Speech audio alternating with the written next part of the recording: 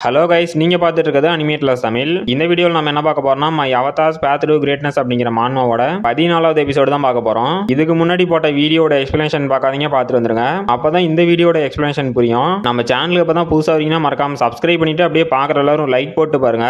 அப்பதான் எனக்கு next video create பண்ண ஒரு மோட்டிவேஷனா இருக்கும். சரி வாங்க வீடியோக்குள்ள போலாம். போன எபிசோடோட லாஸ்ட்ல என்ன நடந்திருக்குன்னா, அந்த பெலாடின் குரூப்பை சேர்ந்த டஸ்கின் அப்படிங்கிறவன் நம்ம ஹீரோவை அட்டாக் பண்ணியிருப்பான். நம்ம ஹீரோ வரட்டமாமே அப்படின்ட்டு அவன் தப்பிச்சு போயிருப்பான். அப்புறம் நம்ம ஹீரோவும் ஒரு பொண்ணை சீரியல் கில்லர்கிட்ட இருந்து காப்பாத்திருப்பான். அப்புறம் அந்த அவேக்னஸ் மேனேஜ்மெண்ட் பீரோவோட கிரைம் இன்வெஸ்டிகேஷன் டிவிஷன்ல இருக்க ஒரு லீடரை காமிச்சிருப்பாங்க. அவனோட பேரும் பார்க்கு. அப்ப அந்த பார்க்கும் இவனை யாரா கொண்டாங்க அப்படின்னு மண்டையை பிச்சுட்டு இருந்திருப்பான். நம்ம ஹீரோவும் என்ன தேடிட்டோம், நான் இப்போதைக்கு இந்த அவேக்னர் மேனேஜ்மெண்ட் பீரோவோட கண்ணில் படுறதா இல்லை அப்படின்னு இருந்திருப்பான். இதோட போன எபிசோடு முடிஞ்சிருக்கும். சரி வாங்க இந்த எபிசோட்ல என்ன நடக்குதுன்னு பார்க்கலாம். இந்த எபிசோடோட ஸ்டார்டிங்லயே கொரியாவில் இருக்க ரிட்டர்னர்ஸ் அசோசியேஷனோட சியோல் சவுத்தர்ன் பிரான்ச்சை காட்டுறாங்க. அப்போ ஒரு லேடி வந்து எக்ஸ்கியூஸ் மீ சார், நான் உள்ள வரலாமா அப்படின்னு கேட்டு உள்ள வந்து பார்த்தா ஒருத்தன் தூங்கிட்டு இருக்கிறான். அப்ப அந்த லேடியும் இவன் மறுபடியும் தூங்கிட்டு இருக்கிறானா அப்படின்ட்டு மிஸ்டர் ஜிவான் எந்திரிங்க, ஒரு முக்கியமான விஷயம் பேசணும் அப்படிங்கிறாங்க. அப்ப அந்த ஜிவான் அப்படிங்கிறவனை எந்திரிச்சு பார்த்துட்டு அப்ப அந்த ஜியானோ என்னோட தூக்கத்தை ஏன்டா கெடுக்கிறீங்க, என்கிட்ட பேசுறதுக்கு வேற நேரமே இல்லையடா அப்படின்ட்டு என்னத்துக்கு என்ன எழுப்புனீங்க, என்ன விஷயம் சீக்கிரம் சொல்லுங்க அப்படின்னு கேட்கறான். அப்ப அந்த லேடியும் நமக்கு அந்த அவேக்னஸ் மேனேஜ்மெண்ட் பீரோல இருந்து ஒரு ரெக்வஸ்ட் லெட்டர் வந்துக்குது அப்படிங்கிறாங்க. அப்ப அந்த ஜியோனும் அந்த லெட்டர் வாங்கி பார்த்துட்டு இந்த இன்சிடென்ட் அந்த ஜுவல்லரி ஷாப்ல நடந்தது தானே, அப்புறம் ரீசெண்டா நடந்த அந்த மர்டர் கேஸ்லயும் இவன் சம்பந்தப்பட்டுறானா அப்படின்ட்டு அந்த டார்க் மேஜ் பாக்குறதுக்கு எப்படி இருந்தானா, ஒரு பெரிய கோட் ஒன்று போட்டுட்டு அப்புறம் முகத்துல ஏதோ மாஸ்க் போட்டு இருந்தான். அப்புறம் ஏற்கனவே எங்க கிரைம் ரேட் ராக்கெட் வேகத்துல போயிட்டு இருக்கு, நமக்கு யாரும் வந்து உதவியெல்லாம் பண்ண மாட்டாங்க, இவனாவது நமக்கு ஹெல்ப் பண்றானே அது வரைக்கும் சந்தோஷப்படலாம் அப்படின்ட்டு கால் மேல கால் போட்டுட்டு இதை கொஞ்சம் ஃப்ரீயா விடுறீங்களா அப்படிங்கிறான். அப்ப அந்த லேடியும் சார் என்ன பேசுறீங்க, அவன் ஒரு கொலகாரன், நீங்க இந்த மாதிரிலாம் பேசக்கூடாது அப்படிங்கிறாங்க.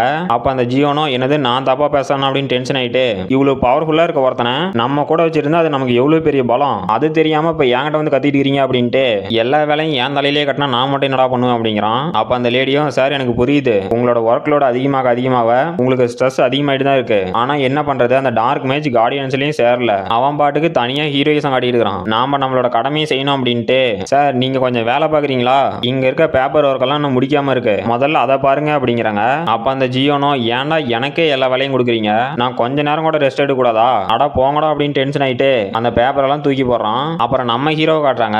நம்ம ஹீரோவும் அந்த வில்லன்ஸ் எல்லாம் போட்டு பொழந்த அப்படிதான் கொஞ்சம் நல்லா இருக்கு, ஆனா நான் போன டைம் கொன்ன அந்த சீரியல் கில்லர் மாதிரி இப்ப யாரையும் கொல்ல கிடையாது, அதுக்கு பதிலா நான் அவங்க மேல பயப்படுற கர்சை போட்டு விட்டுருவேன், அதனால அவங்க பயத்திலேயே எல்லா உண்மையும் சொல்லிடுவாங்க அப்படின்ட்டு இப்ப நான் கேள்விப்பட்ட வரைக்கும் இந்த வில்லன்ஸ் அதிகமாகறானுங்களாம், அதனால கிரைம் ரேட்டும் அதிகமாயிட்டே போகுது, ஆனா இப்ப நான் இந்த வேர்ல்டுல கிரைம் ரேட்டை குறைச்சிட்டு இருக்கிறேன் அப்படின்ட்டு இப்ப என்னோட அதர் வேர்ல்ட பார்க்க வேண்டிய நேரம் அப்படிங்கிறான். அங்க ஒருத்தன் ஆனந்த கண்ணீரோட டயானா அப்புறம் ஆரோன் நீங்க இவ்வளவு நாளா எங்க போயிருந்தீங்க, உங்களுக்கு ஒன்னும் ஆகல, நீங்க நல்லா தானே இருக்கீங்க அப்படிங்கிறான். அப்ப நம்ம டயானாவும் ஆரோனும் கூட எங்களுக்கு ஒன்னும் இல்ல அங்கிள், நாங்க நல்லா தான் இருக்கோம் அப்படிங்கிறாங்க.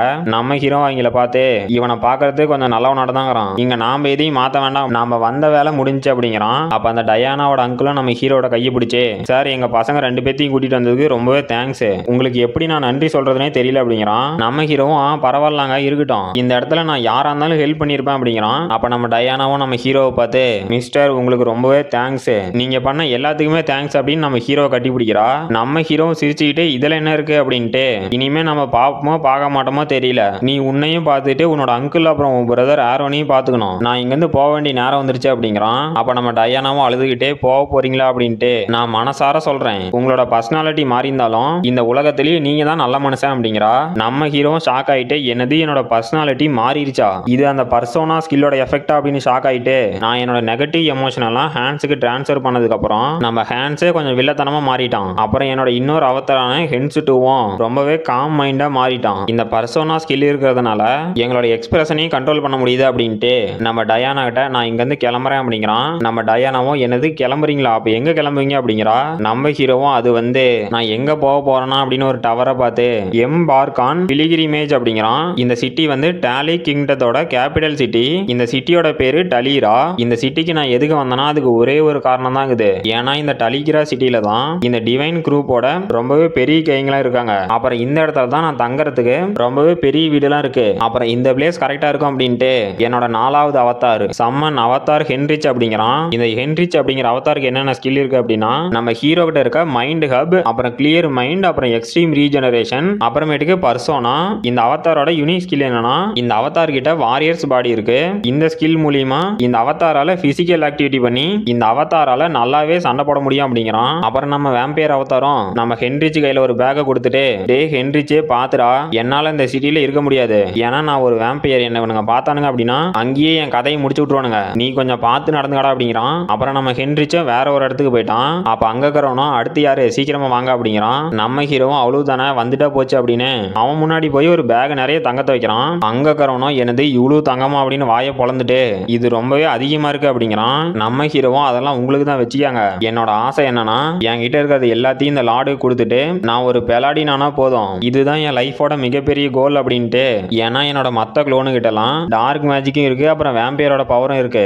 என்னதான் என்னோட அவதார் பவர்ஃபுல்லான டார்க் மேஜிக் வச்சிட்டு இருந்தாலும் எனக்கு அதெல்லாம் பத்தாது. இந்த டைம் என்னோட இந்த குளோன் வந்து ஹோலிஸோட தூக்க போகுது. இந்த அவதார் மூலியமா எனக்கு ரொம்பவே மரியாதை கிடைக்கும், நான் ரொம்பவே ரெஸ்பெக்ட்ஃபுல்லான பெலடினா வாழலாம் அப்படிங்கிறான். அப்ப நம்ம ஹீரோ வச்ச தங்கத்து மேலேயே ஒருத்தன் ஒரு பஞ்ச் பண்ணிட்டு, என்னது இந்த வயசுல இப்படி ஒரு துடிப்பான இள ரத்தமா, தம்பி நீ ஒன்னும் கவலைப்படாத, நானே உன்னை பர்சனலா பெலடின்ஸோட ட்ரைனிங் பண்ண வைக்கிறேன் அப்படிங்கிறான். அப்ப அந்த மொட்டையும், சார் மார்க்கோ என்ன பண்றீங்க, இவன் ஏதோ கொஞ்சம் டொனேஷன் பண்ணான் அப்படிங்கிறதுனால யாருனே தெரியாத ஒருத்தனுக்கு நாம எப்படி பெலாடின் ட்ரைனிங் கொடுக்கறது அப்படின்னு கேக்குறான். அப்ப அந்த மீச மாமாவும், கவலைப்படாதீங்க எல்லாத்தையும் நான் பாத்துக்கிறேன் அப்படின்ட்டு அந்த மீசையும் நம்ம ஹீரோவை பார்த்து, டேய் தம்பி எப்படிக்கிற, நீ எங்க பெலாடின்ஸ் ட்ரைனிங்க்கு தயாரா, நீ எங்க பெலாடின்ஸ்ல ஒரு மெம்பர் ஆகணும்னா இந்த ட்ரைனிங் எடுத்துக்கணும் அப்படிங்கிறான். நம்ம ஹீரோவும் அப்படியாங்க, நான் எப்பவுமே தயார் தான் அப்படின்னு ரொம்பவே கான்பிடென்ட்டா இருக்கான். அப்புறம் கொஞ்ச நேரம் கழிச்சு நம்ம ஹீரோவை பார்த்தா வேர்வை சொட்ட சொட்ட, என்னடா இது நீங்க என்ன விளையாடுறீங்களா, இவ்வளவு வெயிட்ட என்னால எப்படா தூக்க முடியும், என்ன கொல்ல பாக்குறீங்களா அப்படின்ட்டு அந்த வெயிட்டையும் நம்ம ஹீரோ தூக்கிட்டு,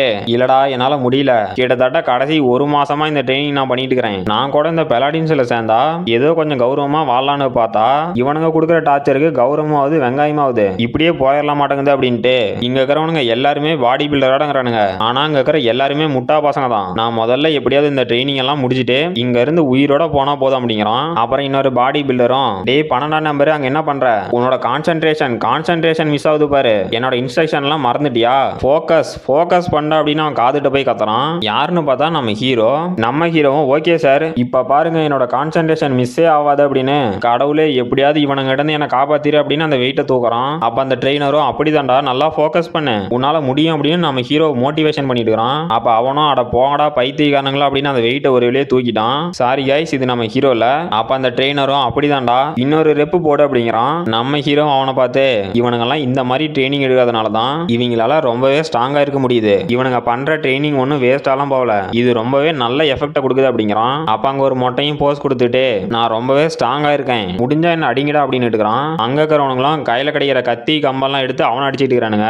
அப்புறம் இன்னொருத்தனும் அவனோட கையில முள்ளான இரும்பு வச்சுக்கிட்டு, இப்ப பாரு அப்படின்னு அந்த இரும்பியை உடைக்கிறான். அப்ப அந்த இரும்பு உடைச்சனும், பாத்தியாடா நான் ரொம்பவே ஸ்ட்ராங் ஆயிட்டேன் அப்படிங்கிறான். அந்த மொட்டையும், நானும் ரொம்பவே ஸ்ட்ராங் ஆயிட்டேன் அப்படிங்கிறான். நம்ம ஹீரோ அவனுங்கள பார்த்து, கடவுளே நான் இன்னும் எவ்வளவு இந்த மாதிரி பார்க்க வேண்டியது இருக்குமோ, இவனுங்க பண்ற அலும்புல என்னால தாங்க முடியல, என்னை எப்படா இங்க வந்து வெளிய விடுவீங்க அப்படின்னு பாக்குறான். அப்புறம் நம்ம ஹீரோக்கு பின்னாடி அந்த மார்க்கோ மீசையும் இன்னொருத்தனும் இருக்கிறானுங்க. அந்த பாடி பில்டரும் நம்ம மீச மார்க்கோவை பார்த்து, மார்க்கோ இந்த டைம் ட்ரைனிங்க்கு வந்த எல்லாருமே ரொம்ப ஸ்ட்ராங்கா இருக்காங்க, நீங்க எல்லாத்தையும் ரொம்பவே கரெக்டா சூஸ் பண்ணிருக்கீங்க அப்படிங்கிறான். அந்த மார்க்கோவும், ஆமா என்னோட முடிவு எப்ப தப்பா போய்க்குது அப்படிங்கிறான். அப்புறம் அவனுங்க ரெண்டு பேரும் அங்க இருக்கிறவங்கள பார்த்து, டேய் அவனை பாரு அவனோட ஷோல்டர் நல்லாவே இருக்கு, அவனுக்கு நல்லாவே ஆர்ம்ஸ் எல்லாம் இருக்குடா, அவன் ரொம்பவே ஸ்ட்ராங்கா இருக்கான் அப்படிங்கிறானுங்க. நம்ம ஹீரோவும், டேய் என்னடா பண்றீங்க, இது ரொம்பவே அருவெருப்பா இல்லையாடா, ஏன்டா இதுக்கு முன்னாடி நீங்க ஆம்ஸியே பார்த்தது இல்லையா அப்படின்னு ஷாக் ஆயிட்டு, கடவுளே நான் உன்னை கெஞ்சி கேட்டுக்கிறேன் இவனுங்க கிட்ட இருந்து என்ன முதல்ல கூட்டிட்டு போயிரு அப்படின்னு கதறான்.